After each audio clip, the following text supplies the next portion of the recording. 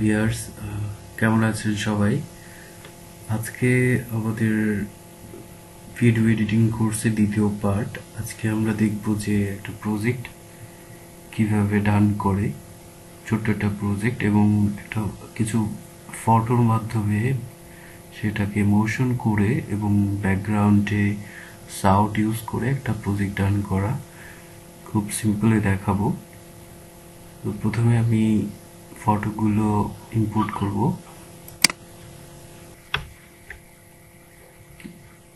Import করার অনেক option আছে, কন্ট্রোল আই দিয়ে আমাকে নিয়ে গেল এখানে। দেন ডাউনলোড, তারপরে আমি আমার কাছে এই ছবিগুলো আছে,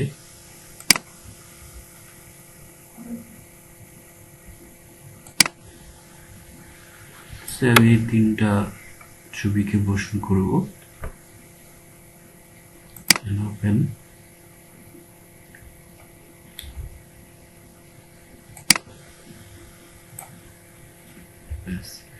ড্র্যাগ করে নিয়ে আসলাম। দেন আমি যদি এখানে যদি আমি সিলেক্ট রেখে টাইম লাইনের এখানে ট্র্যাকে সিলেক্ট রেখে যদি আমি প্লাস ক্লিক করি তাহলে এটা জুম হতে থাকে, মাইনাস ক্লিক করলে এটা জুম ইন আউট হতে থাকবে।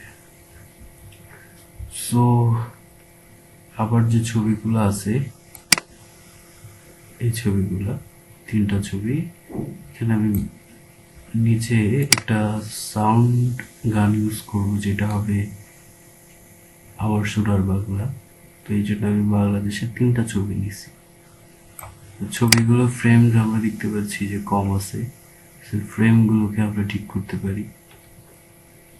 স্কেলে আমি যদি ছবির উপরে সিলেক্ট রাখি, সিলেক্ট রেখে ইফেক্ট কন্ট্রোলে গেলে এই যে স্কেল অপশনটা, এটাকে যদি আমি আস্তে করে বাড়াই অর্থাৎ ধরে, এখানে আমি সিলেক্ট করে মাউসের লেফট সাইডটাকে যদি আমি ধরে রাখি, ধরে যখন আমি এটাকে একটু সরাতে থাকি, ডান দিকে মাউসটাকে সরাইলে বাড়বে, বাম দিকে সরাইলে কমবে, ধরে রেখে।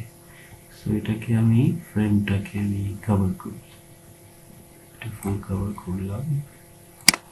দেন আমি দ্বিতীয় পিকচারে যাই, সেটাকে আমি ছবিটাকে যতটুকু প্রয়োজন যতটুকু কভার করলাম। প্রোগ্রাম মনিটরে পুরোপুরি ছবিটাকে দিয়ে আসলাম। দেন থার্ডটা প্লে হেডটাকে থার্ডটার কাছে নিয়ে গেলাম, স্কেলকে টানলাম এবং ছবিটা চলে আসলো। এটা হচ্ছে আমার তিনটা ছবি। এই ছবিগুলোকে আমি মোশন করব। সো মোশন আমি বিভিন্নভাবে করতে পারি। তো এই কন্ট্রোল ইফেক্টটাকে আমি কাজে লাগাবো। মূলত আজকে কন্ট্রোল ইফেক্ট ইউজ করে একটা প্রজেক্ট আমি ডান করব। তো এটাকে আমি ক্লিক রেখে আমি যদি এই যে টগল অ্যানিমেশন যে পয়েন্ট আমরা দেখছি, এখানে আমরা জাস্ট একটা ক্লিক করব। ক্লিক করলে কি হবে, এখানে একটা ডট ক্রিয়েট হয়েছে।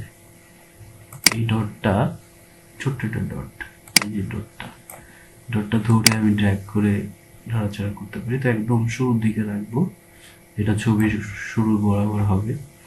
দেন হচ্ছে আমি এই প্লেহেডটাকে কিছু একদম লাস্টে যদি নিই, লাস্টে মানে হচ্ছে একদম ছবির শেষটা, আমি যদি কিবোর্ডের অ্যারো ক্লিক করি প্লে হেডের এখানে থেকে, তো এটা কিন্তু সামনের দিকে যাবে, আর পিছনে করলে পিছনের দিকে আসবে। তো এই হচ্ছে আমার পিছনের ছবিটার প্রথম ছবিটার শেষ ফ্রেমটা। আমরা এখানে যে ফ্রেমটা বুঝি সেটা একটু খেয়াল করি, যে এই যে প্রথম যে অপশন কটা ঘর আছে, টাইমের ঘর, প্রথমটা ফ্রেম, তারপরটা হচ্ছে সেকেন্ড, তারপরটা মিনিট, তারপরটা ঘন্টা। আমি যখন অ্যারো ঘোরাচ্ছি তখন কিন্তু যে ফ্রেম বাড়তেছে, 1 2 3 4 5 6 7 8 9 10 ফ্রেম। দেন আবার ব্যাকে আসি। তো এটা হচ্ছে আমার প্রথম ছবির একদম শেষে। তো এখানে এসে যদি আমি এখানে এসে আমি যদি এখন যেহেতু এটাকে সিলেক্ট করা আছে, এই বৃত্তটাকে ক্লিক করে সিলেক্ট করা আছে, এখন আমি এই জায়গাটাকে যদি একটু ধরে ড্র্যাগ করে সামনের দিকে টানি তাহলে এটা কি হবে, এটা জুম একটা শট হবে। আর যদি পিছনের দিকে দিই তাহলে সেটা জুম শট হবে না, যেহেতু এটা পিছনের দিকে দেওয়া যাবে না, আমি অলরেডি সিলেক্ট করে রাখছি। সামনের দিকে আনতে হবে, পিছনের দিকে যে যাচ্ছে, কিন্তু পিছনের দিকে গেলে তো হবে না, ছবিটা একদম ফ্রেমের বাইরে চলে যাবে। আমি যদি সামনের দিকে আস্তে করে কিছুদিন নিয়ে ছেড়ে দিই, দেখি আমি একটা মোশন হলো, ছবিটা স্লোলি জুম হচ্ছে। এটা হচ্ছে জুমের জন্য, আমরা স্কেলটাকে জুম ইনের জন্য এবং জুম আউটের জন্য ইউজ করি। তো এই ছবিটাকে আমি একটু কি করব, জুম ইন করবো না, এটাকে আমি হয়তো জুম আউট করব। আমি ছবিটাকে আগে ভালো করে জুম করে নিলাম, স্কেল থেকে একটু আগিয়ে নিলাম। এরপরে এই ছবিটা একদম শুরুতে যাব, আমি অ্যারোতে ক্লিক করে ছবি শুরুতে গেলাম, যে স্কেলটা ক্লিক করলাম, ক্লিক করে দেন আমি একদম লাস্টে যাব, শেষেরটা শুরু, লাস্টেরটা লেফট অ্যারোতে গেলে লাস্টেরটা আসলে এখন আমি এটা ধীরে ধীরে জুম আউটের দিকে যাব। এখন যদি আমি এটাকে প্লে করি, জুম আউট হচ্ছে।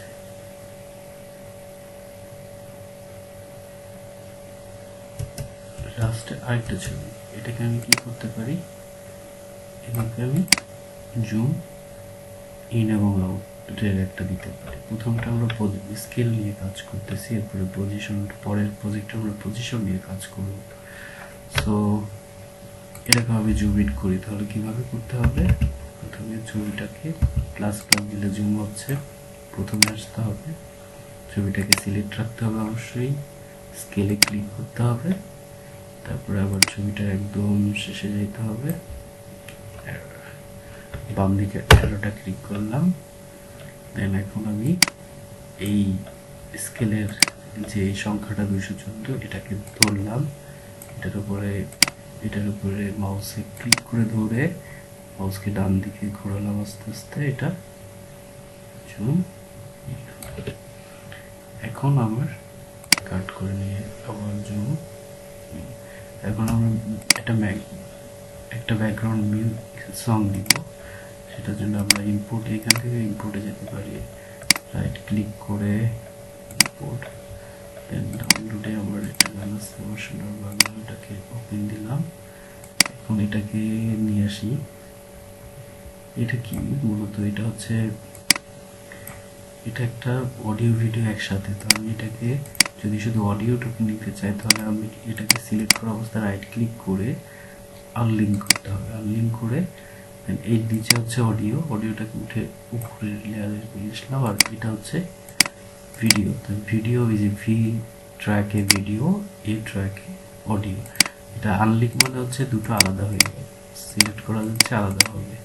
এবং আমি ভিডিওটাকে সিলেক্ট রেখে ডিলিট করে দিলাম, ডিলিট বাটনে ক্লিক করলে ডিলিট হয়ে যাবে।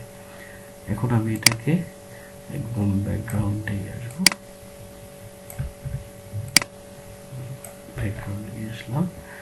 এখন আমি একটু অডিওর কাজগুলো দেখবো সামান্য, যে অডিওতে কীভাবে কাজ করে। এই হচ্ছে আমাদের যে ডায়াগ্রামগুলো দেখতে পাচ্ছি, এটা কিন্তু এখানেই সাউন্ড, এই উঠানামা দেখতেছি, সাউন্ডেরও উঠানামা যেমন করতেছি, আপনারা আপনার মতো করে তৈরি করতে পারবেন।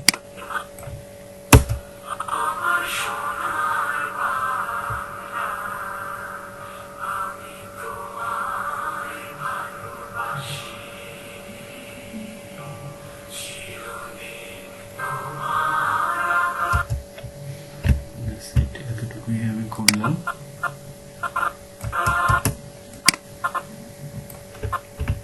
এই পর্যন্ত আমার হচ্ছে ভিডিও আছে। এখন আমি ওতে ক্লিক করলে এই পর্যন্ত আমার ইন আর আউট হবে, তো এই সিলেক্ট হয়ে যাবে যতটুকু আমি ভিডিওটুকু করছি। এটাকে আমি কন্ট্রোল এম যদি দিই, কন্ট্রোল প্লাস এম দিলে আমাকে নিয়ে যাবে কিসে, এক্সপোর্টের জন্য আমাকে এখন জাস্ট এই অটো প্রিফারেন্সটুকু আমি রাখলাম, দেন আমি জাস্ট এক্সপোর্ট ক্লিক। এখানে যদি আমি শুধু জায়গা দেখাই দিব যে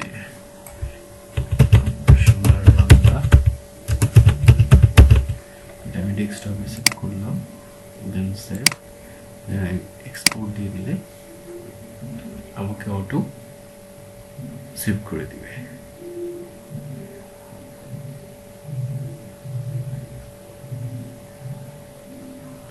আমরা দেখতেছি যে আমাদের খুব অল্প সময় নিচ্ছে, যেহেতু অনেক ছোট, এবং আপনারা আপনাদের নিজেদের মতো করে ভিডিওটা ছবি অনেকগুলো ছবি অ্যাড করে বিভিন্ন ব্যাকগ্রাউন্ড ইউজ করে, ব্যাকগ্রাউন্ড সাউন্ড ইউজ করে আপনারা একটা প্রজেক্ট কমপ্লিট করতে পারেন। তো এরপরে আরও মোশনের অনেকগুলো পার্ট আছে, আমরা মাত্র জুম ইন আউট দেখলাম। দেখি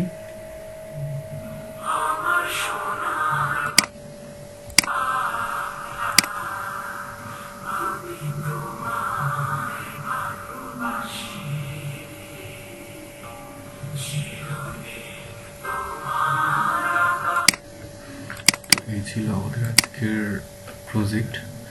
সো আপনারা প্র্যাকটিস করবেন, বিভিন্ন ছবি ইউজ করে, এই মোশন দুটো ইউজ করে প্র্যাকটিস করবেন। নেক্সট পার্টে আবার নতুন কিছু আমরা নিয়ে আসবো, আমরা পুরো ভিডিও এডিটিংটা শিখবো। সবাই সাথে থাকবেন, থ্যাংক ইউ।